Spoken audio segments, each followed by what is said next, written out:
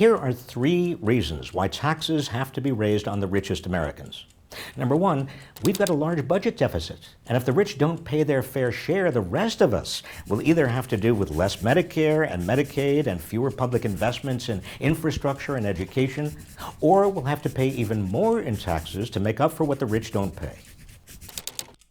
Number 2, they aren't paying nearly their fair share now. They're paying a lower rate than at any time in the last half century.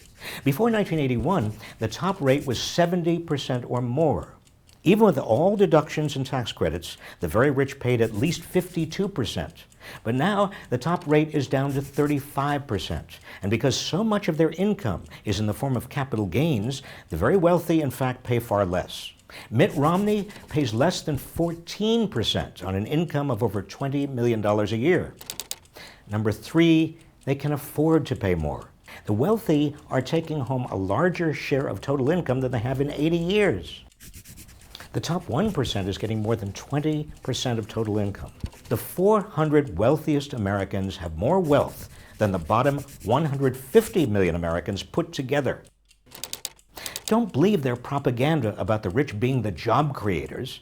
After George W. Bush cut taxes on the rich, fewer jobs were created in America than before. The real job creators are the vast American middle class, whose spending spurs business to add jobs.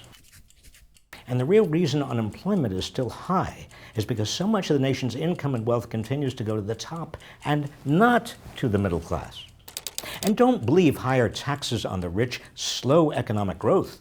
In the 3 decades after World War II, when the top tax rate was never below 70% and often over 90%, the U.S. economy grew faster on average than it has since then, when the top tax rate has been much lower. For more than 30 years, we've been sold a lie that if you give tax cuts to the rich, everyone else does better. Trickle-down economics is bunk, and always was.